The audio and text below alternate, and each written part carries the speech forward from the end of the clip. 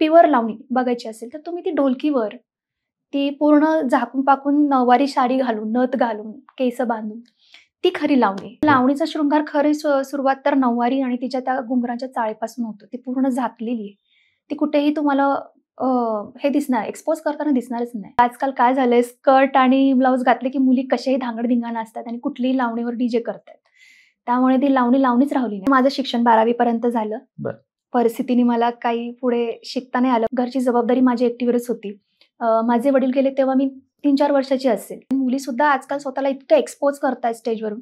त्यांना असं वाटतं की आम्ही असं काही केलं की आम्ही पुढे जाऊ, आमचं खूप नाव होईल, मग आम्हाला लोकं बघतील, आम्हाला बोलवतील. म्हणजे हे मुलींचं जे चालू आहे ना, की आपण केस सोडले पाहिजे, आपण हेच करायचं, म्हणजे त्याला काहीच अर्थ नाहीये. ॲक्चुअली ज्या मुलींना वडीलच नाहीयेत ना, त्यांना खूप स्ट्रगल असतो आयुष्यात. सोपं नसतं जगणं. आणि त्यात मला भाऊ सुद्धा नाही. नातेवाईकांचं कसं असतं, जेव्हा आपल्याकडे चांगलं येतं तेव्हा ते चांगलं बोलायला करायला येतात. जेव्हा आपल्याकडे काही नसतं ना, ते कुणी विचारायला येत नाही. काही नातेवाईकांनी तर मी डान्स करते म्हणून मला वाळीत टाकल्यासारखं सुरुवातीला केलं होतं आम्हाला. माझ्याकडे बघण्याचा दृष्टिकोन पण वेगळा झाला. माझ्या आयुष्यात मी कधीच डान्स क्लासला गेली नाही. वडील नसताना जे आमच्या घरावर वाईट नजरा असायच्या. सॉरी, मला हा अनुभव खूप वाईट आहे. म्हणजे अगदी लहानपणापासून मला वाईट अनुभव, नातेवाईकांपासून ते शेजारपर्यंत बाहेर सगळीकडून. तुम्ही खानदेशी सॉन्ग पण केले? हो, हो. तुम्ही साऊथच्या मूव्हीमध्ये पण आयटम सॉन्ग केलाय? हो. ओठ चावणे, काहीतरी एक्सप्रेशन करणे, मध्येच थांबणे, त्याला असं खुणवणे. मग ते काय होतं, जेंट्स लोकांना ते अट्रॅक्टिव्ह व्हायला लागते. काय झालं माहिती का, नाम बदनाम होने से नाम हो रहा है आजकाल. तुम्ही तुमच्या घरच्यांसमोर असं काही कराल का? असे छोटे कपडे घालून नाचाल? तू काहीतरी अंगप्रदर्शन करून तू परफॉर्मन्स केलाय, ते बघायला बरं वाटलं जेव्हा तू जवान तरुण होती. पण आता तुझं वय झालंय तर काय बघायचं? हे असं वाटतं की आमची लग्न होत नाहीत, आम्हाला समाजामध्ये किंमत नाहीये किंवा आम्हाला घरच्यांनी असं हे केलेलं आहे वगैरे, असं काही नाहीये.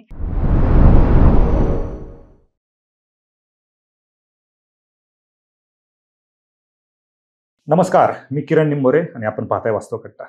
आपल्या सर्वांना माहिती आहे की दरवर्षी नवरात्रीनिमित्त आपण नवदुर्गा महाराष्ट्राची ही पॉडकास्ट मालिका सुरू केलेली आहे आणि याच्यामध्ये वेगवेगळ्या क्षेत्रात उल्लेखनीय कामगिरी करणाऱ्या मान्यवरांना आपण आमंत्रित करत असतो आणि त्यांचा प्रवास जाणून घेत असतो. आता नवरात्र म्हणलं की ही आपली संस्कृती, आणि ही संस्कृती टिकवायची असेल, फक्त ही एकच संस्कृती नाही, अनेक संस्कृती आहेत की ज्या आपल्याला टिकवणं गरजेचं आहे. महाराष्ट्राची एक नाट्य संस्कृती आहे, नृत्य संस्कृती आहे.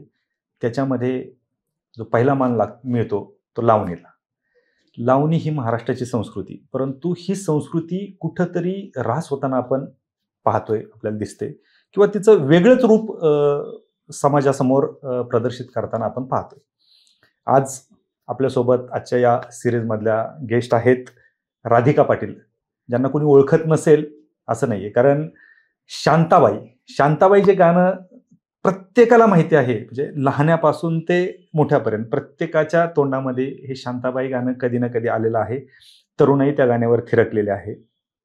या शांताबाई फेम राधिका पाटील, ज्यांना बालगंधर्व युवा सम्राज्ञी पुरस्कार 2016 मध्ये मिळालेला आहे. त्याच्याबरोबर शाहीर सगनभाऊ पुरस्कार देखील त्यांना मिळालेला आहे. अशा अनेक पुरस्कार त्यांना मिळालेले आहेत. त्यांनी टॉलिवूडच्या फिल्ममध्ये, म्हणजे साऊथच्या फिल्ममध्ये देखील आयटम सॉन्ग केलेले आहेत. खानदेशी सॉन्ग त्यांनी केलेले आहेत. राधिका पाटील मॅडम, आपलं खूप खूप स्वागत. थँक्यू. तुमची ओळखच शांताबाई नावाने झालेली आहे. गाण्यामुळे अख्ख्या महाराष्ट्राने तुम्हाला डोक्यावर घेतलं होतं. येस. खरं तर लावणी, ज्या लावणीविषयी मी बोलत होतो, ती लावणी आहे आता महाराष्ट्रात? शांताबाई या गाण्याच्या आधीपासून माझी जी ओळख आहे ती लावणी क्षेत्रातून आहे. 2012 पासून माझं लावणी क्षेत्रामध्ये पदार्पण झालं. मी तेव्हापासून लावणी करते, पण तेव्हाच्या आणि आत्ताच्या ह्याच्यामध्ये खूप मोठा फरक आहे. कारण पूर्वीच्या ज्या लावण्या होत्या त्या मिनिमम शो सुरू झाला की अगदी बैठकीची लावणी, खडी लावणी, शृंगार लावणी, बऱ्याच प्रकार आहेत लावणीच्या. छक्कड असेल, जुगलबंदी असेल, ते सगळं व्हायचं. पण आता काय झालेलं आहे की पब्लिकची रिक्वायरमेंट चेंज झाली. त्यांना लावणीपेक्षा डीजेवर गाणी जास्त आवडतात. लावणी भलेही लावणी असेल, पण ती डीजेवर वाजवा. ती लाईव्ह वाद्य याच्या माध्यमातून ऐकण्यापेक्षा ती डीजेवर ऐकायला आणि डीजेवर नाचायला चांगली वाटते. पण लावणी करायची असेल तर ती डीजेपेक्षा आम्हाला त्या ढोलकीच्या आवाजावर थिरकायला जास्त आवडतं. पण आता मला फक्त प्रेक्षकांना हे सांगू इच्छिते की तुम्ही लावणी जर बघत असाल, प्युअर लावणी बघायची असेल तर तुम्ही ती ढोलकीवर ती पूर्ण झाकून पाकून नऊवारी साडी घालून, नथ घालून, केस बांधून ती खरी लावणी. तर ते त्या होते आता? लावणीला प्रायोरिटी दिलं पाहिजे. मी म्हणेन की आता 60% नाही होत. 40% होते. बरं. खूप कमी ठिकाणी रिक्वायरमेंट असते लावणीची. ज्यांना जाणीव आहे असे प्रेक्षकही आहेत. पण आताचे प्रेक्षक आहेत किंवा आताचे जे जे चालू आहे डीजेवर तर सगळ्याच मुली आजकाल शो करतायत. त्यामुळे ना लाईव्ह शो कुठेतरी आहे ना, कमी होत चाललाय. बरोबर आहे. म्हणजे तुम्ही जे सांगितलं की ती नऊवारी साडी, ती नथ, हं. हे फक्त आता रिटर्न आले ते कुठं माहिती का? लग्न समारंभ असतील, हां, कुठला कार्यक्रम हां. असेल, घरगुती कार्यक्रम असेल, याच्यामध्ये बायका नऊवारी साडी घालतात, नथ घालतात, हो. मस्त मेकअप वगैरे असतो. तो स्त्रीचा शृंगारच आहे शृंगार आणि आहे. लावणीचा शृंगार खरी सुरुवात तर नऊवारी आणि तिच्या त्या घुंगराच्या चाळीपासून होतो. ती पूर्ण झाकलेली आहे. ती कुठेही तुम्हाला अ, हे दिसणार एक्सपोज करताना दिसणारच नाही. बरोबर. त्यामुळे मान जो दिला जातो लावणीचा, तो लावणीच्या साडीपासून ते तिच्या नटण्यापासून, तिचा शृंगार करण्यापासून खरं तर ती महत्त्वाची असते. बरोबर. पण ती लावणी आता नऊवारीत दिसत नाही नाही दिसत. बऱ्याच ठिकाणी. काय माहिती आजकाल काय झालंय, स्कर्ट आणि ब्लाउज घातले की मुली कशाही धांगड-धिंगाणा असतात आणि कुठलीही लावणीवर डीजे करतायत. त्यामुळे ती लावणीच राहिली नाही. आता ती या रावजी लावणी किती सुंदर आहे. बरोबर. ती लाईव्ह ऐकायला आणि बघायला किती छान वाटते. पण हे डीजेवर जे मुली करतायत ना आजकाल वेस्टर्न वेअर करून लावणी, तर ते काय मला ती जी पटतच नाही. सायलेंट लावणी, ती डीजेवरती कसं काय डान्स होऊ शकतो, तो भाग वेगळा आहे. त्याच्याकडे आपण परत येऊयात. परंतु आपण ही जी सीरीज आहे नवदुर्गा महाराष्ट्राची, तर तुमचा प्रवास देखील जाणून घेणं तेवढंच गरजेचं आहे. कुठून सुरुवात झाली होती? तसं सांगायचं तर माझं शिक्षण 12वी पर्यंत झालं. बरं. परिस्थितीने मला काही पुढे शिकता नाही आलं, पण शिकायची इच्छा होती. पण ठीक आहे. ह्या क्षेत्रात आले. मला योग्य मार्गदर्शन मिळालं. शैलेश लोखंडे सर म्हणजे शाहीर शैलेश भाऊ लोखंडे सर यांच्याकडे मी ऑडिशनला आले आणि त्यांनी मला सिलेक्ट केलं. पण मी त्यांना सांगितलं मी कधीही डान्स शिकले नाही किंवा मी नॉन डान्सर आहे, की माझ्याकडनं काही चुका नको व्हायला स्टेजवर, लावणीच्या बाबतीत. तर त्यावेळेस त्यांनी मला खूप सांभाळून घेतलं. मला त्यांनी कोरिओग्राफी दिली. स्टेज कसा असतो, स्टेज कसा कव्हर करायचा किंवा शृंगार कसा करायचा, स्वतःला स्टेजवर कसा परफॉर्मन्स करायचा. म्हणजे हे सगळं काही माझे गुरु मी शैलेश लोखंडे सरांना सगळं क्रेडिट देते. त्यांच्यामुळं खरं तर लावणी काय असते हे मी शिकू शकले आणि करू शकले. आज माझं जे काही नाव झालंय किंवा मला जे काही पुरस्कार मिळाले, त्याचं सगळं श्रेय मी सरांना देते, शैलेश भाऊ सरांना देते. आयुष्यात कोणीतरी चांगलं मार्गदर्शन भेटलं ना, की आपण चुकणारच नाही. आपल्याला ते योग्य पद्धतीचं मार्गदर्शन भेटायलाच पाहिजे. तर मला ते मिळालं. माझं नशीब होतं ह्या क्षेत्रात येण्याचं वगैरे. कधी आयुष्यात वाटलं नाही, की मी ह्या क्षेत्रामध्ये येईन. परिस्थिती पण होती. मला पैसेही कमवायचे होते. अर्निंग हवं होतं. घरची जबाबदारी माझी एकटीवरच होती. माझे वडील गेले तेव्हा मी 3-4 वर्षाची असेल. अच्छा. हां, तर मी सगळ्यात लहान घरामध्ये. एक बहीण आहे सगळ्यात मोठी, ती जन्मताच शी इज हँडिकॅप, मतिमंद आहे. तर तिला आणि आईला सध्या मी सांभाळते आणि मधल्या दीदीचं मॅरेज झालेलं आहे. ती सेटल आहे. मी माझं घर तेव्हापासून सांभाळते, पण मला असं वाटायचं की नाचले की पैसे मिळतात. म्हणजे थोडंसं ह्या दृष्टिकोनातून माझी ती वय पण माझं लहान होतं. पण जेव्हा मी सरांना भेटली, तर सरांनी मला सांगितलं, की तुम्ही नुसतं पैसाच नाही कमवणार आहे. तुम्हाला पैसे मिळतील, पण तुम्हाला तुमचं नाव जपता आलं पाहिजे. तुम्हाला स्टेजवर तुमच्या पद्धतीने तुम्हाला प्रेझेंट करता आलं पाहिजे. तर ह्या गोष्टी खूप मी शिकले सरांकडे आणि सरांनी खूप मला मार्गदर्शन केलं. त्यामुळे मी कुठेतरी आज इथपर्यंत आली आहे आणि लावणी टिकवण्याचा प्रयत्न पुढे पण कायम मी करत राहणार आहे. कारण मला लावणीला ज्या पद्धतीने आता चाललेलं आहे, फुल धांगड-धिंगा, डीजे हे ते, ते ते कुठेतरी थोडंसं लोकांनी डोक्यातनं काढावं आणि जे काही प्रायोरिटी द्यायची तुम्हाला खऱ्या प्युअर लावणीला, तर ह्या लाईव्ह वादकातून किंवा आमच्या मी माझंच नाव घेत नाहीये. बरेच कलाकार आहेत म्हणजे सुरेखाताई पुणेकर असतील, बरेच कलाकार आता सायली केळकर, बरेच कलाकार आहेत की लाईव्ह शो करून चांगल्या पद्धतीने परफॉर्मन्स करतात. बरोबर. पण ह्या सगळ्या गोष्टी होत असताना ज्यावेळेस तुम्ही म्हणताय की लावणीकडे पाहण्याचा दृष्टिकोन लोकांचा बदललाय. ज्यावेळेस स्टेज शो होतात आणि डीजेच्या समोर ते शो होतात, त्यावेळेस तो लावणी पाहणारा प्रेक्षक वर्ग असतो समोर? नाही. काय झालं माहितीये का? खूप कमी प्रेक्षक आहे. खूप कमी. म्हणजे मी म्हणते ना, की अगदी 30-40% कुठेतरी लावणी राहिली. आम्ही सुद्धा लाईव्ह शो करतो ना, जेव्हा 2-4 लावण्या होतात, तेव्हा खाली ऑडियन्सचा आवाज यायला लागतो, डीजे गाणं लावा, डीजे गाणं लावा. लोकगीतं म्हणजे जे असतात आजकाल चालू आहे, ते लावा, हे लावा. म्हणजे लावणी जे आम्ही करतो ना, या रावजी असेल किंवा भरला आभाळ असेल किंवा पिकल्या पानाचं असेल किंवा राया थेंबा थेंबानं, नादखुळा म्हणजे ह्या लावण्या आम्ही लाईव्ह करतो ना, तर त्यांना असं वाटतं की हे सगळं डीजेवरच व्हावं. बरं. पण फरक आहे ना, की डीजे शो आणि लाईव्ह शोमध्ये खूप फरक आहे. तर लोकांना ते समजता आलं पाहिजे आणि लोकांनी ते मनावर घेतलं पाहिजे. जर प्रेक्षकांनीच ते मनावर घेतलं, तर मला कुठेतरी लावणी लाईव्ह पद्धतीने किंवा चांगल्या पद्धतीने, भलेही तो रेकॉर्डिंग असेल, पण तो चांगल्या पद्धतीने पुढे अजून नेता येईल. बरोबर. म्हणजे लावणीसाठी तो दर्दी जो प्रेक्षक वर्ग होता, तोच तिथे पाहिजेत. येस. त्यालाच ती लावणी कळणार आहे. ती लावणी कळली पण पाहिजे, ती लावणी समजली पाहिजे. हो, हो. म्हणजे लावणीमधला जसं की तुमचा सगळा शृंगार असेल, साडी नेसण्यापासून नथेपर्यंत ह्या सगळ्या गोष्टीची माहिती पाहिजे त्या व्यक्तीला. Yes, yes. आणि लावणी काय आहे हे माहिती असेल तर त्याला ते पटेल. ज्यावेळेस तुम्ही लावणी करता किंवा बाहेर शो करता, त्यावेळेस समोर जे प्रेक्षक असतं, तसा रिस्पॉन्स मिळतो, तशी दाद मिळते लावणीला? काही ठिकाणी मिळते, काही ठिकाणी मिळत नाही. आणि खरं सांगायचं तर आजकाल ग्रामीण भागामध्येच आहे ना, डीजे शोची रिक्वायरमेंट होते. म्हणजे खूप कसं तरी वाटतं, पण आजकालची पिढी खूप बदलली आहे. त्यांना काय हवं असतं ना, म्हणजे त्यांना डीजे शो, मोठा साऊंड लावला, डॉल्बी लावल्या, मोठ्या आवाजाने केलं, की त्यांना असं वाटतं शो खूप छान होतो. मुली जोरात नाचायला लागल्या स्कर्ट आणि याच्यावर, की ते खूप भारी वाटायला लागतं प्रेक्षकांना. मग ते कुठेतरी लावणीचा शृंगार कुठेतरी मागेच पडलाय. त्यामुळं ग्रामीण भागामध्ये तरी मे बी खूप बदल दिसतात. बरोबर.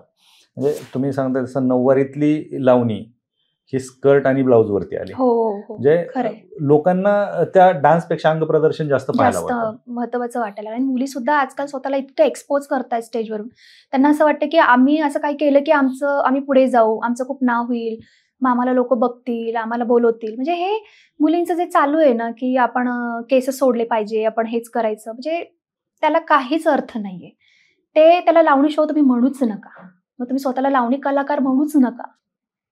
बरोबर. हे काय नक्की हा जो शो होतो, की ज्यावेळेस शो चालू असताना भांडणं होतात, वाद होतात आणि बऱ्याच वेळेस ऐकायला भेटतं, की त्याचा दोष कलाकारांनाच दिला जातो. हो, काय होतं माहिती का? आम्ही गाण्याचा जेव्हा सिक्वेन्स काढतो, एक पब्लिक इकडनं ओरडतो, लावणी घ्या. आणि एक पब्लिक इकडनं ओरडतो, की बॉलिवूडचं गाणं घ्या, आयटम सॉन्ग घ्या, आम्हाला आयटम बघायची आहे. आणि पुढे पब्लिक असतात, ते काहीतरी वेगळंच त्यांचं भलतं चाललेलं असतं, हे घ्या. मग ते त्यांच्यामध्ये जेव्हा काहीतरी फायटिंग सुरू होते आणि ते येतं कलाकारांवर. बरोबर. बरेचदा, की तुम्हीच हे गाणं घेतलं नाही, मग आमच्यात भांडणं. म्हणजे हे मी झालेलं आहे माझ्यासमोरच. ह्याला दोष तुम्ही देताय खरं, पण तुमच्यासाठी आम्ही जो कार्यक्रम 3 तासाचा सिक्वेन्स आमचा आहे, जेव्हा आमचे निर्माते शैलेश सर जेव्हा हे काढतात, सिक्वेन्स काढतात, ते स्टेप बाय स्टेप असतं. लावणी, मग काहीतरी मध्ये श्लोक असतो. आपण छत्रपती शिवाजी महाराजांचं पोवाडे सुद्धा घेतो. काही ठिकाणी रिक्वायरमेंट असते, काही ठिकाणी श्लोक घेतला जातो, अभंग घेतला जातो. पण काही ठिकाणी काय होतं माहितीये का, 1-2 गाणी झाली ना, की लोकांना नको येते, लावणी नकोय. लोकांना धांगड-धिंगा पाहिजे. धांगड-धिंगा हवाय. लगेच तुम्ही डीजेचा तुमचा साउंडचा आवाज वाढवा. मग तुम्ही पाखरा आजत केलं तुला, किंवा माझं गाणं असेल शांताबाई. म्हणजे लोकांना फक्त हे डीजेवर पाहिजे. अच्छा. ज्यावेळेस तुम्ही परफॉर्म करता, तेव्हा शांताबाईसाठी किती डिमांड असते? आणि मला ॲक्चुअली खूप विशेष वाटतं, अजून डिमांड आहे. म्हणजे शांताबाई यामुळे अजून लोकं मला बोलवतात, किंवा आमचे कार्यक्रम वगैरे गाणं घेतलं जातं अजूनही शांताबाईचं. खूप विशेष वाटतं. आता जवळ 8 वर्ष झाली या गाण्याला. छान वाटतं. पण मला एवढं सांगायचं आहे, की त्याआधी मी एक लावणी कलाकार आहे. तर मला लावणी जास्त स्वतःला प्रेझेंट करायला जास्त आवडेल स्टेजवर. बरोबर. नाही, पण एखादं गाणं असतं, की ते हिट होतं. मग ते नवरात्र असेल, आधी गणपती, नवरात्र, त्याच्यानंतर जे सण येतात, दहीहंडी, याच्यामध्ये ते वाजतं. एक वर्षभर ते गाणं वाजतं, लग्नामध्ये वाजतं, मिरवणुकांमध्ये वाजतं. पुढच्या वर्षी नवीन येतं. हो. पण शांताबाई गेले 8 वर्ष झालं. हो, ते वाचतंय म्हणजे मी सर्व रसिक प्रेक्षकांना आभारच मानेन.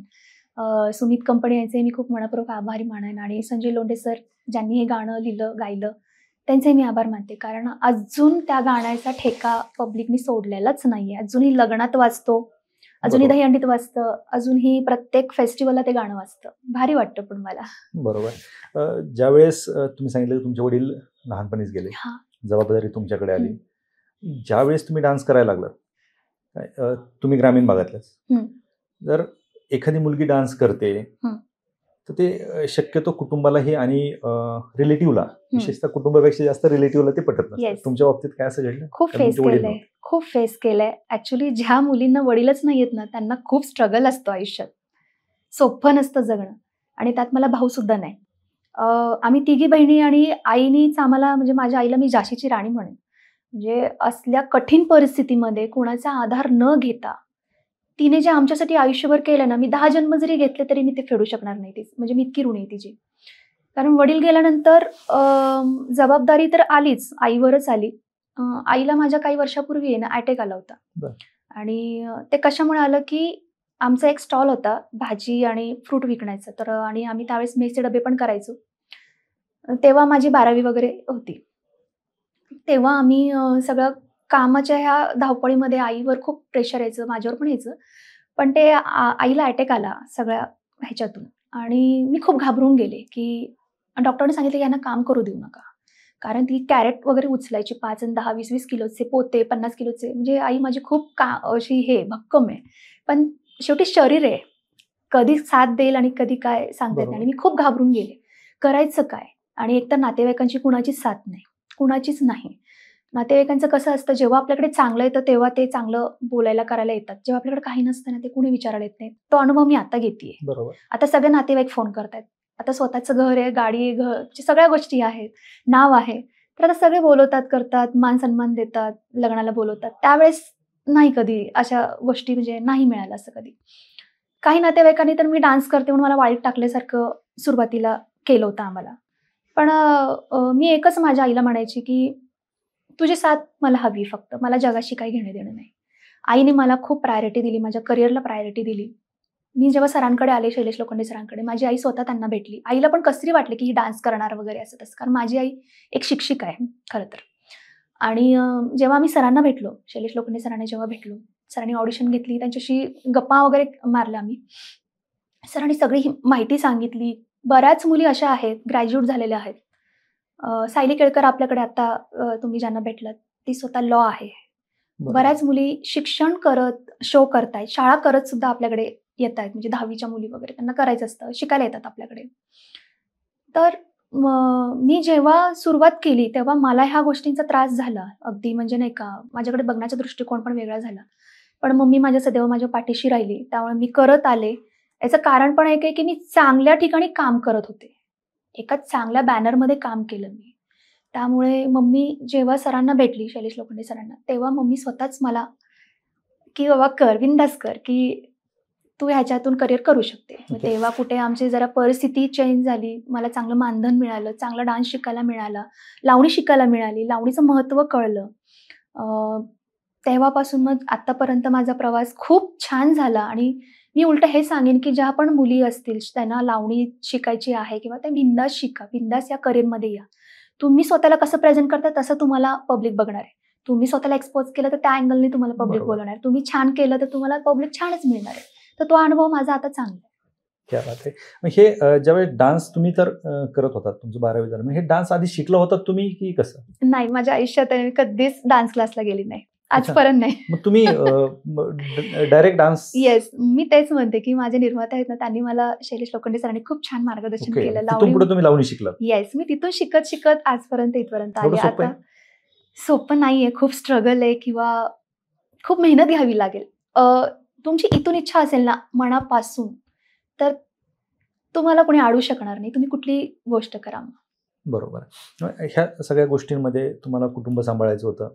तुम्हाला येस. डान्स शिकायचाही होता. हो, हो. तुम्हाला परफॉर्म पण करायचं होतं. येस. ह्या धावपळीला कसं मॅनेज करत होता? केलं मॅनेज म्हणजे आपल्यासोबत चांगली लोकं असेल ना, की सगळं काही छान होतं. माझ्यासोबत चांगली टीम होती, सर होते. माझी मम्मी मला नेहमी सांभाळून घेतलं आईने. आईला मी व्यवस्थित आजपर्यंत सांभाळू शकले ह्या क्षेत्रातूनच म्हणजे. तर आईला माझा अभिमान आहे. पण मला माझे नातेवाईक माझ्याविषयी काय विचार करतात किंवा कोण काय करतं, शेजार-पाजारचे काय करतात, असं काही मी मनामध्ये आणतच नाही. मी जर घाबरली असती, की नाही बाबा आपण डान्स केला, आपण पाठीले, आपल्याला लोकं ट्रोल करतील, मग आपल्याला आपले नातेवाईक ऑलरेडी त्यांनी वडील नसल्यामुळे ऑलरेडी त्यांनी आम्हाला विषयच नव्हता. बरोबर. मग आता जर मी करतीये तर त्यांना काय प्रॉब्लेम आहे? तुम्हाला प्रॉब्लेम आहे सो माझ्या घरी तुम्ही आणून देणार नाहीये. मला एक्झॅक्टली. माझ्या घरी चूल पेटवायची, मला कमवायचे, मला घर सांभाळायचे, मला सगळ्या गोष्टी सांभाळायच्या. मी हा विचार नाही पुढेही करणार नाही. मला जे वाटतं माझ्या करिअरमध्ये जे योग्य पद्धतीचं आहे ते मी करत राहणार. बरोबर. समाजाचा जर विचार केला असता तर कदाचित आज तुम्ही त्याच समाजासोबत कुठेतरी आईने जो बिझनेस करत होता ते कंटिन्यू केला तेच असता. केलं असतं कंटिन्यू. पोळ्याच लाटत बसले असते, पोळ्याच मेसचे लाटत डबेच बसले केले असते. असते. पण तेच शेवटी ज्यांनी तुम्हाला नावं ठेवले त्याच कदाचित अभिमानाने हेही सांगत असतील की अरे राधिका पाटील आमची रिलेटिव्ह हा हा हा सांगतात ना, म्हणजे समोर आले की राधिका पाटील म्हणजे असं त्यांना हे होतं की ही माझी बहीण आहे, म्हणजे जे काही माझे पाहुणे असतील, बाबा माझी भाची आहे की बाबा माझी हे माझे ते. पण असं काही विशेष नाही वाटत मला, कारण जेव्हा आम्हाला गरज होती, तुम्ही आम्हाला प्रोटेक्शन द्यायला हवं होतं. वडील नसताना जे आमच्या घरावर वाईट नजरा असायच्या, सॉरी मला हा अनुभव खूप वाईट आहे. वडील गेल्यानंतर जो घाण अनुभव आहे, लोकांचा दृष्टिकोन असतो आपल्याकडे बघण्याचा, तो खूप भयानक असतो. बरोबर. त्यामुळे काय होतं माहितीये का, करिअरमध्ये ह्या मुलींनी काय करायचं, म्हणजे पुढे जायचं की नाही जायचं, हा विचार करण्यापेक्षा ते करावंच. मी तर म्हणते की तुम्ही जर लोकांचा विचार केला की हा मला वेगळ्या अँगलनी बघतोय, तो वेगळ्या अँगलनी बघतो, मला वडील नाही, मी शक्यतो असं बोलतच नाही की मला वडील नाही. मलाही खूप भीती वाटते कधी कधी अजूनही की आपल्याकडे नको, घरावर आपल्या वाईट नजर पडेल. त्यामुळे त्या अनुभवातून मी गेले आणि मी सोलापूरची असल्यामुळे तिथे तर खूपच वाईट अनुभव मला आलेले. खूपच. म्हणजे अगदी लहानपणापासून मला वाईट अनुभव, नातेवाईकांपासून ते शेजारपर्यंत बाहेर सगळीकडून. का त्या समाजाचा विचार करायचा? का करायचा समाजाचा विचार? ते कुणी आणून देणार नाही. बरोबर. जे काही करायचंय ते आपल्याला करायचंय आणि आता सगळं करतोय तर सगळे छान बोलायला येतात आणि त्यांच्या नजराही चेंज झालेत. तर मला ते नकोय. पण आता नक्कीच मी फक्त लांबून सगळ्यांना हात जोडेन आणि तुमचा आशीर्वाद असाच राहू दे बस. बाकी काही नाही. देव तुमचंही चांगलं करो आणि आमचंही चांगलं करो. अडचणीच्या काळात जे आपले झाले नाहीत त्यांना आता का आपलं करायचं? का आपण आपलं करायचं? बरोबर. ह्या सगळ्या गोष्टीत अडचणी तर होत्याच तुमच्यासोबत. ज्यावेळेस तुम्ही आता परफॉर्म करता, स्टेजवर असेल, थिएटर असेल, काय अडचणी असतात किंवा एवढं सोपं असतं ते? कारण दिसताना आम्हाला दिसतं की ठीक आहे, तुम्ही आलात, शांताबाई परफॉर्म केलं, 5 मिनिटात स्टेजच्या मागे गेलात. पडद्यामागे खूप मेहनत असते. काय असतं, आम्ही एखाद्या गावात पोहोचतो. कधी कधी आमचा म्हणजे एक किस्सा सांगते की कधी कधी गाडी आमची लेट पोहोचते. याचं कारण पण असतं ना, काहीतरी पंक्चर झालेलं असतं, बरोबर, काहीतरी ऍक्सिडेंट असतं, काहीतरी झालेलं असतं. तरी पण आम्ही थांबत नाही. आमचा प्रयत्न चालूच असतो. पण समोरचे पार्टीवाले असतात, ते आमच्या मॅनेजरला किंवा सरांना खूप रेअर बोलतात. त्यांना असं वाटतं आम्ही मुद्दाम करतोय वगैरे. त्यांना कितीही व्हिडिओ कॉल करून दाखवलं, फोटो पाठवले की हा प्रॉब्लेम आहे. तरी पण ते समोरचे गावातले त्यांना असं वाटतं की हे काय ऑर्केस्ट्रावाले नाचणारे असे, म्हणजे रिस्पेक्ट, काही ठिकाणी खूप रिस्पेक्ट, म्हणजे लगेच येतील घ्यायला, काही प्रॉब्लेम आहे का, सगळ्या मुली सेफ आहेत, म्हणजे अशा पण आहेत. चांगलेही अनुभव मला आलेले, वाईटही अनुभव मी आता शेअर करते. त्यामुळे मग काय होतं, मग तिथून पंक्चर नीट करा, गाडीचं व्यवस्थित सगळं करा आणि मग त्या गावात पोहोचा. मग ती लोकं अगदी गाडीपाशी येतात, आवाज चढवून वगैरे बोलतात. तुम्ही रेडी नाहीत का अजून? असं. तुम्ही मेकअप रूम द्या, आत्ताशी आम्ही आलोय. तुम्ही चांगल्या पद्धतीने मेकअप रूम द्या, जेणेकरून मेकअप रूमचा पण खूप मोठा इश्यू होतो. स्टेज समोर असतं, तुम्हाला ते चमकताना झगमगताना सगळं पाहिजे. पण मागचं काय? तुम्ही पडदे व्यवस्थित लावा. मुली आहोत आम्ही सुद्धा. आम्ही पण तुमच्या घरी जशा महिला आहेत तशा आम्हीच आहोत, तशा सुद्धा. कुठेतरी काहीतरी फाटलेलं असतं, कोणीतरी काहीतरी बघत असतं पडद्यातून किंवा मेकअप रूम व्यवस्थित नसते बांधलेली. आम्हाला खूप अनकम्फर्टेबल होतं. मग आम्ही कशा काही गोष्टी खूप मॅनेज करतो, खूप मॅनेज करावे लागतात. मग तेव्हा कुठं शोला आम्हाला वरती स्टेजवर जेव्हा आम्ही जातो, तेव्हा पण काही लोकांची कलकल चालू असते. पण त्यांना आम्ही बोलू शकत नाही ना, तुम्ही मेकअप रूम चांगले दिले नाही, हा माणूस इकडनं गेला, मग तो तिकडनं बघतोय, आम्हाला त्रास होतोय. किती जरी सांगितलं तरी ते लोकं इतकं लक्ष नाही देत. तर ते दिलं पाहिजे लक्ष आणि आम्हाला व्यवस्थित सेफ मेकअप रूम जी असते, पडद्याची असेल किंवा एखादं घर असेल, तर ते आम्हाला सेफ द्यावं. बरोबर. कारण एक मुलगी, एक महिला, तुम्ही जसं म्हणलं की तुमच्याही घरामध्ये आहे, तर एक महिला म्हणून तरी तुम्ही तेवढी इज्जत दिली पाहिजेत आणि रिस्पेक्ट, तेवढा रिस्पेक्ट आणि तेवढी सिक्युरिटी पुरवणं गरजेचं आहे. ठीक आहे, आज तुम्ही पैसे दिलेत म्हणून आलोय, त्यांना असं वाटतं की आम्ही मानधन दिले बाबा यांचं एवढं, तर आता तसं नाही ना. आम्ही आलोय तर आम्हाला त्या गोष्टी पण कम्फर्टेबल आम्हाला वाटलं पाहिजे. तुम्ही रस्त्यावर स्टेज टाकले, आज त्याच्या मागे मेकअप रूम बांधली, तुमच्या फॅमिलीला तुम्ही असं बसवाल का? नाही ना. पण आम्ही ते करतोय ना, ॲज अ कलाकार म्हणून भोगावंच लागतं.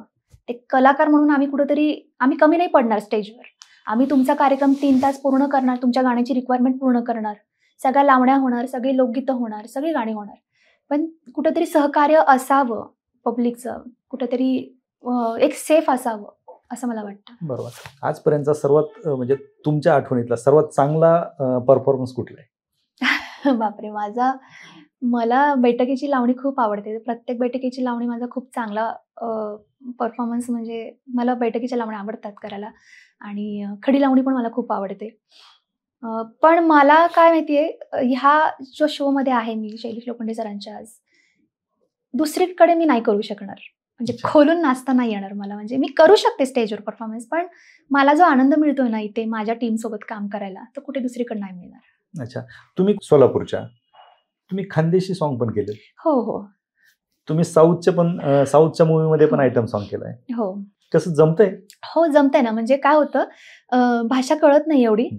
पण मी ते हेडफोन घालून वगैरे गाणी पाठ करते. लिपसिंग बरोबर. महत्त्वाची असते. तर मला काही गाण्याचा अर्थ कळत नाही, पण मी ते ऐकून घेते. ज्या व्यक्तीला ही भाषा येते त्यांच्याकडनं त्याचा अर्थ आपल्याला माहिती असणं गरजेचं आहे. केलं म्हणजे ते भाव पण असले पाहिजे. एक्सप्रेशन ते आले पाहिजे. तर ते मला केलं त्यावेळेस त्या प्रोडक्शननी खूप हेल्प केली. शांताबाई गाणं त्या हैदराबादपर्यंत गेलं. बरोबर. टॉलिवूडपर्यंत गेलंय. येस. त्या लोकांना ते आवडलंय. तर त्यांनी मला जेव्हा हे ऑफर दिली, तेव्हा माझा एकच प्रश्न होता, की मी म्हणजे साऊथमध्ये मी एक लावणी कलाकार आणि एका साऊथमध्ये जाऊन काम करणार. त्याची भाषा मला येत नाही. तर जेव्हा ते डिरेक्टर होते, ते हिंदी अडखळ-अडखळ पण बोलायचे, माझ्याशी बरोबर. छान बोलायचे.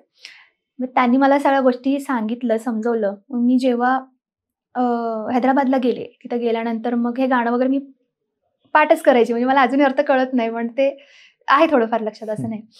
मग ते आम्ही तिकडं गेलो. सरांनी आमच्याकडून रिहर्सल वगैरे करून घेतली छान आणि त्यांनी माझा कॉन्फिडन्स घट्ट केला. म्हणजे डरना नहीं है, करना है आपको. आप जैसा आपके महाराष्ट्र में करते हो, वैसा आपके इधर करना है. सो मला ते खूप छान वाटलं. त्यामुळे करायची हिंमत माझी वाढली. आणि भोजपुरी? हां, हे खानदेशी. सॉरी, हां, खानदेशी. सचिन दादा कुमावत आहेत. तर त्यांनी सुद्धा शांताबाई गाणं माझं ऐकलं आणि माझं कॉन्टॅक्ट ते शोधायचे, त्यांना मिळालं आणि त्यांनी मला 2-3 गाण्याची ऑफर दिली. त्यांनी मला तिकडे त्या साईडला खानदेशी साईडला बोलवून घेतलं आणि ते गाणं आम्ही त्या पद्धतीने तसंही जिथं कॉन्फिडन्स मला आला साऊथमध्ये, तसं मला खानदेशीमध्ये पण एक छान कॉन्फिडन्स आला आणि केलं आम्ही. अच्छा. तुमच्या बरोबरीच्या जेवढ्या डान्सर आहेत किंवा लावणी कलाकार आहेत किंवा जे स्टेजवरती परफॉर्म करतात, प्रत्येकाची एक वेगळी पद्धत असते. हां. कुठं धांगड-धिंगा चाललेला असतो, हां. कुठं लावणी वेगळ्या प्रकारे केली जाते. नऊवारीतली लावणी वेगळ्याच ड्रेसवरती हो, होते हो, हो. किंवा वेगवेगळे हावभाव करून हां. वेगवेगळ्या ड्रेसिंग करून लोकांना आकर्षित करण्याचा प्रयत्न होतो. हे सोशल मीडियावरती सगळं दिसतं. याच्यावर तुमचं काय मत आहे? लावणीला जसं बघितलं जातं, प्रत्येक लावणीची भावना वेगळी आहे. काही डबल मिनिंगच्या पण लावण्या असतात. बरोबर. काही शिकण्यासारख्या पण लावण्या असतात, काही एक्सप्रेशनवाल्या असतात, अदाकारीच्या असतात. तर हे करताना या कलाकाराला कळायला पाहिजे, की आपल्याला ह्या लावणीतून काय द्यायचंय. आता एखादी बैठकीची लावणी असेल, समजा ती असेल पिकल्या पानाचा, तर त्याच्यावर तो एक्सप्रेशन वेगळं आहे आणि थोडंसं डबल मिनिंग म्हटलं तर "आय थेंबा थेंबानं केलं मला गारं." तर ह्याच्यावर थोडंसं एक्सप्रेशन, पण तुम्ही देणं मर्यादित असावं. डबल मिनिंगची जरी गाणी असली, लावणी असली, तुम्हाला ते देताना तुम्हाला ती मर्यादा असणं गरजेचं आहे. तुमच्या कॉस्ट्यूममधून किंवा तुम्ही वन साइड पदर लावला म्हणजे तुम्ही लावणी केली म्हणजे ती लावणी नाही होत. तर तुम्ही स्वतःला त्या पद्धतीने प्रेझेंट करा, जशी लावणी आहे. म्हणजे अगदी पूर्वीच्या ज्या होत्या नारायणबाई, विठाबाई, नारायणगावच्या ज्या विठाबाई होत्या त्या, परत सुरेखाताई पुणेकर, अ, परत संध्या माने तुम्ही ऐकलंय का नाही मला माहिती नाही. पण संध्याताईंचं पण मी काही अशा व्हिडिओज वगैरे माहिती वगैरे मी त्यांचं पुस्तक वगैरे वाचले. त्यांना समयी सम्राज्ञी म्हणून म्हटलं जायचं. कारण त्या थाळीवर लावणी करायच्या. ते आता दिसत नाही ना. ते आता कुणीच करत नाही. कुणी करूही शकणार नाही. आपण प्रयत्न केला तर मला पण नाही जमणार. कारण ते वरदान होतं त्यांना. ती कला आहे ना, त्यांनी ती त्यावेळेस त्या काळात माझा जन्म नाही झाला याची मला खंत आहे उलट. ते मला बघायला मिळालं असतं म्हणजे. पायाखाली थाळी, डोक्यावर समई. येस. डोक्यावर समई असायची, पायाखाली थाळी, त्याच्यावर त्या नाचायच्या. पायात चाळं असायची आणि पूर्वीच्या ज्या लावणी कलाकार होत्या ना, त्यांच्या पायामध्ये 5 ते 10 किलोची घुंगरं असायची. आता 2 किलोच्या पण पोरी घालत नाही. म्हणजे माझी तरी 4.5 पर्यंत आहेत. 4 ते आहे. पण पूर्वीच्या 10-10 किलोच्या घुंगरं असायच्या अशा मोठ्या-मोठ्या आणि त्या अशा नुसतं पाय मारला तरी झणकन आवाज अख्ख्या सोसायटीत म्हणजे अख्ख्या माहोलमध्ये जायचा. पण ज्यावेळेस 4-4 किलोचे ते पायामध्ये घालून डान्स करायचा, 3 तास कंटिन्यू तुम्हाला परफॉर्मन्स करायचा हो. असतो, त्याच्यामध्ये वन्स मोर येत असतो, हो, येतो. थकल्यावर नाही होत? नाही होत. उलटं वन्स मोर आलं की अजून एनर्जी येते. अजून ताकद येते आणि जेव्हा पायात घुंगरं नसेल ना, तेव्हा नाचता येत नाही. मला तरी नाही. लावणी करताच येणार नाही. ती प्रॉपर कसं पायात व्यवस्थित चाळ असेल, पूर्ण नऊवारी व्यवस्थित झाकून पकून असेल, शृंगार असेल, दागिने असतील, अंबाडा तो असतो प्रॉपर लावणीचा.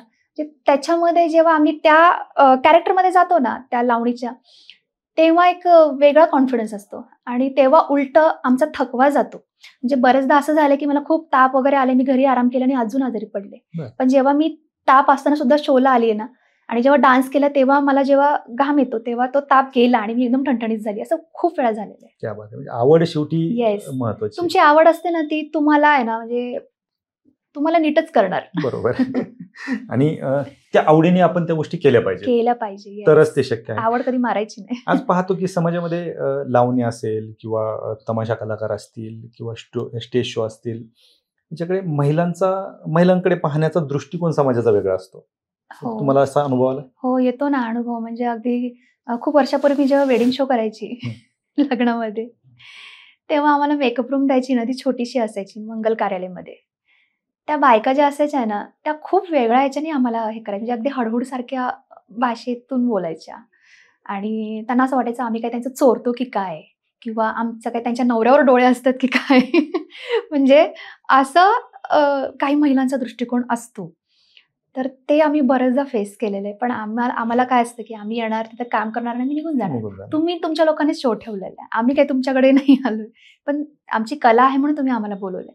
तर तसा रिस्पेक्ट द्यावा. बरोबर.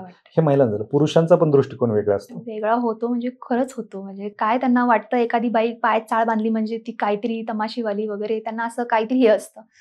मग ते काय असतं की तुम्ही स्वतःला जसं प्रेझेंट करा तसं तुम्हाला ऑडियन्स बघणार आहे. बरोबर. तुम्ही एखाद्याला सारखेच जर हिनवताय, डोळा मारताय किंवा आजकाल ज्या मुली करतायत ओठ चावणे किंवा सारखी जीभ बाहेर काढणे, नाचणे, डोळा मारणे, कंटिन्यू हे लावणीचीच अदाकारी आहे. पण ती कुठे करायची, त्याचा टायमिंग काय आहे ते कळलं पाहिजे. त्या अदाकारीतनं ती कळलं पाहिजे. विनाकारण मुलींचं काय झालेलं आहे की कुठलंही गाणं असलं, काही असलं की ओठ चावणे, काहीतरी एक्सप्रेशन करणे, मध्येच थांबणे, त्याला असं असं खुणवणे. मग ते काय होतं, जेंट्स लोकांना ते अट्रॅक्टिव्ह व्हायला लागते. तो डान्स नाहीच आहे. तुम्ही डान्स करत नाहीये, तुम्ही त्याला हिनवताय, तुम्ही बरोबर. त्याला आकर्षित करताय.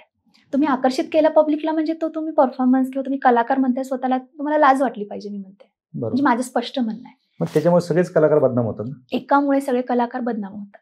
त्यामुळे आपल्या शोला म्हणून मी म्हणते ना, आमचे जे निर्माते शाहीर शैलेश लोखंडे सर, त्यांनी कलाकारांना इतक्या व्यवस्थित पद्धतीने मार्गदर्शन, मलाच नाही खूप सगळ्या कलाकारांना मार्गदर्शन, आपल्या शोमध्ये असल्या वल्गरपणा चालतच नाही. तरी आपला आज कार्यक्रम टॉपचा आहे. त्याचा अभिमान आहे मला. नाही, तो दर्दी क्राऊड पण आहे ना. आहे. आपल्या कार्यक्रम मी म्हणते ना, महिला पण येतात. जसं जेंट्स लोक येतात तशा महिला सुद्धा येतात. त्यांना आपण 50% ऑफर देतो. सो एवढं काही आपण त्यांच्याकडनं हे करत नाही. आहे ना, शेवटी प्रत्येकाचा एक वेगळा क्राऊड असतो. हो. एक प्रेक्षक वर्ग वेगळा असतो. म्हणजे 10 रुपयाचा वडापाव खाणारी पण लोक आहेत. हो. आणि 100 रुपयाचा वडापाव खाणारी पण मॉलमध्ये लोक जाऊन आहेत. खाणारी पण लोक आहेत. ते त्याच्यामुळे पण आहे. प्रत्येकाचा एक स्टँडर्ड असतो. नाही, आपल्या कार्यक्रमाला अगदी लहानांपासून ते मोठ्यांपर्यंत, वयस्करांपर्यंत सगळे कार्यक्रम बघायला येतात, तिकीट काढून येतात. ते छान वाटतं. आता म्हणजे पण कधी-कधी काय होतं, बालगंधर्वसारख्या ठिकाणी सुद्धा काही शोज होतात. म्हणजे आमचा सोडून की त्याचे काही व्हिडिओज मी बघितलेले आहेत. तर ते अलाउड केलं नाही पाहिजे काही गोष्टी. म्हणजे काय होतं, बालगंधर्वसारख्या ठिकाणी एवढं सुंदर रंगमंच आहे. त्या नावाला पण ते शोभलं पाहिजे. शोभलं पाहिजे असं काहीतरी करा. म्हणजे तुम्ही सारखंच वेस्टर्न गाणी घेताय, ऑडियन्सला खुणवताय. तर ते न करता ऑडियन्स खराब करू नका. तुम्ही जसं कराल तशी ती ऑडियन्स होणार आहे समोरची. बरोबर. तुम्ही चांगलं द्या, ते चांगलंच अपेक्षा करतील. ऑडियन्सला पण तेच अपेक्षित असतं बऱ्याच ठिकाणी. ऑडियन्सला तर सगळं तसलंच अपेक्षा आहेत. पण तुम्ही चांगलं दिलं तर आपण बदलू शकतो ना. एकाने करून उपयोग नाही. जर सगळ्यांनीच ती ताकद ठेवली ना, तर ते करू शकतो आपण. आता मी जसं म्हटलं की एका गोष्टीमुळे कलाकार जमातच बदनाम होते. हो. सगळ्यांकडे पाहण्याचा दृष्टिकोन तोच बनतो. हो. म्हणजे अक्षरशः गावाकडे जर आपण म्हटलं की नाचणारी हा शब्द वापरला जातो. हो. आणि त्याच्यामध्ये मग त्या माळ्यामध्ये सगळ्यांनाच ओवलं जातं. येस, तसंच झालं ना आता. परिस्थिती बाहेर तशीच झालेली आहे. एकामुळे आहे ना अख्ख्या शोचं नाव खराब होतं. मग ते काय होतं, मग आमच्या जेव्हा सरांच्या लक्षात येईल, नाही हिच्यामुळे काहीतरी, मग तिला काहीतरी समजून सांगतील. नाहीच तिनं ऐकलं तर मग तिला बॅन, आपल्या शोला नाही यायचं. बरं, तुमच्या क्षेत्रामध्ये असं आहे काही की काहीतरी वेगळं काहीतरी करायचं, निगेटिव्ह पब्लिसिटी करायची, फेमस व्हायचं? नाही, मला तर आतापर्यंत मला कोणी सांगितलं करोड रुपये दिले तरी मी करणार नाही. पण असं होतं. काय झालं माहिती का, नाम बदनाम होणे से नाम हो रहा है आजकाल. तर ते कुठंतरी आहे ना, म्हणजे मुलींना असं झालं की आपण स्वतःला एक्सपोज करू, कुठेतरी छोटे कपडे घालू, लोकांना अट्रॅक्शन करू, किंवा आपण काहीतरी एखाद्या लावणीवर चुकीचा ठेका धरू. मग ते व्हिडिओ व्हायरल झाला ना, की मग ते लोकांना अट्रॅक्शन वाटतं, लोक ट्रोल करतील आणि मग लोक आपल्यालाच डोक्यावर घेतील. असं बऱ्याच मुलींच्या डोक्यात सध्या हेच आहे.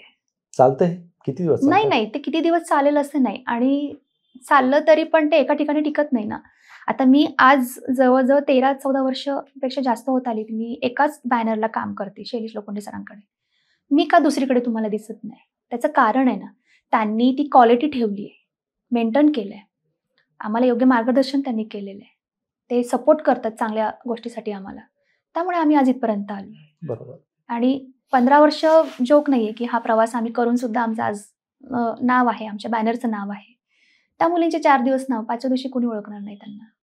तुम्ही तेच करा मग. आणि आजकाल काय झालंय, ठीक आहे स्टेज शो झाला, थिएटर शो झाला, आजकाल काय म्हणतात प्रायव्हेट शो सुद्धा खूप हे झालेलं आहे, क्रेज झालं. म्हणजे काय असतं मला माहिती नाही, पण मी ऐकून आहे की प्रायव्हेट शोमध्ये सुद्धा कमी 4-5 पब्लिक असतात आणि मुली असतात काही थोडेफार, आणि ते फक्त रूममध्येच डान्स बिन्स करतात वगैरे. याच्या पलीकडे ते काय करतात हे आम्हाला नाही माहिती, पण हे खूप चुकीचं आहे. म्हणजे हे बेकायदेशीरच आहे. बरोबर. तुम्ही बॅनर करताय त्याचं एक लायसन असतं. आज तुम्ही बेकायदेशीरपणा, ह्या मुली आहेत, ते घरदार सोडून येतात, घरचे त्यांच्यावर विश्वास ठेवतात आणि तुम्ही बाहेर जाऊन चुकीचं काहीतरी करताय. तर ते करू नका. तुमची मेहनत करा ना स्टेजवर. तर कुठेतरी बंद खोलीमध्ये तुम्ही जाताय, कोणासमोरही नाचताय आणि पैसे घेऊन घरी जाताय, पैशाला तुम्ही एवढं महत्त्व नका देऊ. तुम्ही थोडंसं तुमचं चांगलं करण्याचा प्रयत्न करा. तुम्ही करिअरच्या मागे पळा, पैसा तुमच्या मागे का नाही येणार? कष्ट करा ना. नक्कीच. नाही, खरं तर प्रत्येकाला एक सीमा असते आणि ती पार नाही झाली पाहिजे. येस. त्याच्यामुळे मग ती कलाकार जमातच पूर्ण बदनाम होते. हो. कारण ते एका माळेमध्ये सगळ्यांना ओवण्याचा प्रयत्न होतो. येस. आणि खरं तर हे सगळ्याच कलाकारांनी लक्षात घेणं गरजेचं आहे. पाहिजे. मर्यादा, कुठंतरी एक मर्यादा असायला हवी आणि ती मर्यादा प्रत्येकाने असायला, पाहिजे. तुम्ही तुमच्या घरच्यांसमोर असं काही कराल का? असे छोटे कपडे घालून नाचाल? एक्झॅक्टली. बरं, घरच्यांसमोर नाही, पण घरच्यांना ते पटणार आहे का? पटणार आहे का? घरच्यांना ते आवडणार आहे का? मग. याचाही विचार केला मग पाहिजे. केलं पाहिजे. तर तसं असेल तर ही जी लावणी, मी सुरुवातीला म्हणलं की लावणी रासाकडे चालली, हा. तसं झालं नसतं. आणि अर्थात फक्त कलाकारांना दोष देण्यात पण पॉईंट नाही, कारण हा. समोर जो प्रेक्षक वर्ग आहे तो तसा दर्दी राहिलेला नाहीये की ज्याला ती लावणी ऐकायची किंवा त्याला ती कला पाहिजे. कला पाहण्यासाठी प्रेक्षक येत नाही. काय छान छान सुंदर मुली दिसल्या की आजकाल प्रेक्षक, पण असं क्वचित प्रेक्षक आहेत, म्हणजे 100 मध्ये 10% म्हणता येईल, जे आज पण समजा सुरेखाताईंनी त्यांचा शो लावला तर त्यांचं पब्लिक आहे ना, क्वचित आहे. म्हणजे ते खूप मेहनतीने त्यांनी एवढं वर्ष केलं म्हणून त्यांच्या मेहनतीला ते फळ आहे. पण ह्या ज्या मुली करतायत ते 10 वर्षांनी, त्यांना कोण येणार आहे विचारायला त्यांचं वय झाल्यानंतर? 10 वर्ष टिकले पाहिजे. येस. ते काय करणार, वय झालं आता काय दाखवतेस तू कपडे, तू स्वतःला एक्सपोज केलंय. कला नव्हतीच ना ती. हा, ती कला नव्हती. तू काहीतरी अंगप्रदर्शन करून तू परफॉर्मन्स केलाय, ते बघायला बरं वाटलं जेव्हा तू जवान तरुण होती. पण आता तुझं वय झालंय तर काय बघायचं? हे होणार पुढे, हे होणारच पुढे. त्यामुळे आज सुरेखाताईंना जो मान आहे बघा ना, त्या पदर तरी पडू देणार आहेत का? त्यांनी कधी चुकीचा कॉस्ट्युम कधी ऐकलंय का तुम्ही? नाही ना. मग त्यांचं कुठेतरी तुम्ही शिका ना, त्यांच्याकडून शिकण्यासारखं आहे तर ती गोष्ट शिका. जी नाहीच आहे शिकण्यासारखी ती का त्याच्या मागे पडताय? बरोबर. ती तुमच्यासाठी 4 वर्ष असेल, त्याच्यानंतर नसणार आहे. कारण कलाकारांचं एज पण मॅटर करतं. तुम्ही ज्या वयात जे केलं ना, लोक पुढे तेच एक्सपेक्टेड करतील. तुम्ही आता चांगल्या पद्धतीने करत गेल्यानंतर 15 वर्षांनी तुम्हाला पण तसंच. आज पण मेघा घाडगे असतील, सुरेखाताई असतील, किंवा बऱ्याच ज्या जुन्या कलाकार आहेत, किंवा आजकाल आपण मराठी चित्रपटांमधल्या ज्या लावण्या बघतो, अगदी मी तर म्हणेन सोनालीताई कुलकर्णी असेल, किंवा म्हणजे छान पद्धतीने करतायत ना आज त्या, भले त्या इंडस्ट्रीत असतील पण करतायत ना, त्यांनी कधी चुकीचं केलंच नाही ना लावणीच्या माध्यमातून. बरोबर. काय आज आपण ही जी सिरीज घेतोय, नवदुर्गा नावाने सिरीज घेतोय, कित्येक महिला आहेत खूप समज गैरसमज असतात समाजामध्ये, गैरसमज असतात कलाकारांसंदर्भात. मग ते तुम्ही असोत किंवा टीव्ही सिरियल मधले असोत किंवा मूवी मधले असोत किंवा तमाशा कलाकार असोत, काय संदेश द्याल? माझं फक्त एवढंच सांगणं असेल, महिलांना असेल किंवा प्रेक्षक वर्गाला सांगणं असेल, की कुठलंही क्षेत्र सोपं नसतं. म्हणजे ते तमाशा असेल, ऑर्केस्ट्रा लावणीचा असेल किंवा लोकधारा असेल, तुमचा स्टेज परफॉर्मन्स क्लासिकल असेल, कथ्थक असेल, भांगडा असेल, तुमचं जे पण तुमच्या डान्सची जे प्रत्येकाची जी वेगवेगळी पद्धत आहे, तर ते तुम्ही जसं प्रेझेंट कराल त्या पद्धतीने समोरचं ऑडियन्स असणार आहे. बरोबर. त्यामुळे तुम्हाला तुमचं शिक्षण घेणं खूप गरजेचं असतं. तुम्ही लावणी क्षेत्रात येताय तर लावणीचं शिक्षण तुम्हाला प्रॉपर प्रशिक्षण घेणं खूप गरजेचं आहे. असं नाही की तुम्हाला लावणी सांगितली आणि तुम्ही कसंही कराल, तसं नाहीये. ते पायात असणं खूप गरजेचं असतं. अगदी ते आपण घुंगराचं बारीक करतो ना, त्याला सुद्धा खूप महत्त्वाचं असतं. तर बऱ्याच महिलांचा दृष्टिकोन खूप चांगला पण आहे आमच्याकडे बघण्याचा आणि काही महिलांचा खूप वाईट पण आहे. त्यांना आम्ही काहीतरी असं वाटतं की आमची लग्न होत नाहीत, आम्हाला समाजामध्ये किंमत नाहीये किंवा आम्हाला घरच्यांनी असं हे केलेलं आहे वगैरे, असं काही नाहीये. आमच्या घरच्यांनी उलटं माझ्या आईने तर मला खूप सपोर्ट केलेला आहे आणि अशा बऱ्याच मुली आहेत की घरचे स्वतः येतात सोडायला, घ्यायला शोच्या ठिकाणी, असं अजिबात नाहीये. तर त्यामुळे तुम्ही बघण्याचा दृष्टिकोन चुकीचा धरूच नका. ज्या मुली एक्सपोज करतात त्या ठीक आहे, त्यांच्याविषयी मी काही बोलू शकत नाही. कारण त्यांच्यामुळे आमच्याकडे बघण्याचा दृष्टिकोन आज प्रॉपरली चेंज झालाय. त्यामुळे तो अनुभव मला आता येतोय ना, सो खंत आहे पण या गोष्टीची, की त्या इंटेन्शनने आम्हाला नका बघू. नक्कीच. आम्ही जे करतोय आमच्या कलेला एकदा निरखून बघा, म्हणजे तुमचा गैरसमज दूर होईल. नक्कीच. कला पहा. म्हणजे अर्थात जर तुम्ही कलेकडे पाहिलं तर हे सगळे समज गैरसमज जे आहेत ते दूर होतील. पण प्रेक्षकच कला पाहायला येत नाहीत काही, हे सगळ्यात मोठं दुर्दैव आहे. आणि ज्यांना कला पाहायची, जे कला पाहायला येतात ते दाद देतात, हे मात्र नक्की. निश्चितच खरंच प्रवास कुठलाही असो तेवढा सोपा नसतो. तुमचाही प्रवास खडतर होता. वडील तुम्हाला लहानपणी सोडून गेले आणि ते याच्यातून तुम्ही कुटुंब सावरलं. आज तुम्ही कुटुंब सांभाळताय, खूप मोठी गोष्ट आहे. समाज हे पाहणार नाही. नाहीच बघणार. कारण मला आजही असं वाटतं की माझे वडील असते तर मी ह्या क्षेत्रात जरी आले असते ना, तर त्यांनी पण मला सपोर्ट केलं असतं. फक्त आयुष्यात कुठल्या गोष्टीची कमी असेल तर वडील नसण्याची कमी मला आजपर्यंत आहे. कारण कुठे जरी गेलं ना, जो मान असतो ना, म्हणजे जेव्हा मी लहान असताना बघितलंय, माझ्या आईला कोणी बोलवायचं नाही. म्हणजे असा शब्द असायचे, ही विधवा आहे, ही पांढऱ्या पायाची. म्हणजे असं आईला खूप छळलंय नातेवाईकांनी. मग ते जे लहानपणी बघितलंय ना, ते आदर, रिस्पेक्ट त्या लोकांविषयी राहिलंच नाही माझ्या मनात. त्यामुळे मी तिथून सोलापूर सोडलं, ते आम्ही पुण्यात आलो. पुण्यात आल्यानंतर म्हणजे काय आम्ही ते पुण्यात खरंच म्हणजे माझं पुणे म्हणतो ना आपण आपलं पुणे. पुण्याने मला खूप काही दिलं आणि आजपर्यंत आमच्या ज्या भाऊंची साथ आहे, शैलेश भाऊंची, त्यांचे पण खूप खूप आभारी आहे मी, की मला एक चांगला प्लॅटफॉर्म त्यांच्यामुळे मिळाला. माझं अर्निंग चांगलं होतं. मी घर सांभाळू शकते, माझ्या आईला सांभाळू शकते. मी सरांमध्ये पण आहे, म्हणजे शैलेश लोखंडे सरांमध्ये पण माझ्या वडिलांसारखं मी त्यांना बघते किंवा मी त्यांना माझ्या भावासारखं बघते. कारण त्यांनी तसं सपोर्ट केलंय. बरोबर. तुम्ही चांगले राहा, बॉन्डिंग चांगलं ठेवा, तसं तुम्हाला समोरून मिळेल. त्यामुळे जे काही करायचंय पण आईसाठी करायचंय आता छान. नक्कीच. खरं तर वडील जरी नसले तरी तुम्हाला आईची साथ होती आणि गुरु तुम्हाला चांगले भेटले आणि शेवटी कुठल्याही कामासाठी एखादा गुरु जर चांगला भेटत असेल तर निश्चित पुढे जाण्यात मदत होते. खरं तर प्रवास खडतर होता आणि हा तुमचा 12, 13, 15 वर्षाचा जो काही प्रवास आहे हा निश्चित तेवढा सोपा नव्हता, पण यशस्वी मात्र नक्कीच झाला. आज महाराष्ट्र तुम्हाला ओळखतोय आणि तुमच्यासारखे जर कलाकार समोर आले तर निश्चित लावणी टिकून राहील. आणि कलाकारांकडे माझंही समाजाला आव्हान असेल, कलाकारांकडे कलाकार म्हणूनच पहा आणि कलाकार ओळखा. नक्कीच तुम्ही वास्तव कट्ट्यावरती आलात आणि मनसोक्त गप्पा मारल्या, त्याबद्दल आपलं खूप खूप आभार. थँक्यू सो मच मला बोलवल्याबद्दल. आणि आपलं वास्तव कट्टा हे चॅनलला मी सुद्धा फॉलो केलेलं आहे. मी अनेक इंटरव्ह्यूज बघितलेले आहेत की छान वाटलं. पण आज तुम्ही मला तो दर्जा दिला, मला त्या लेवलचं समजलं. So thank you so much. Thank you.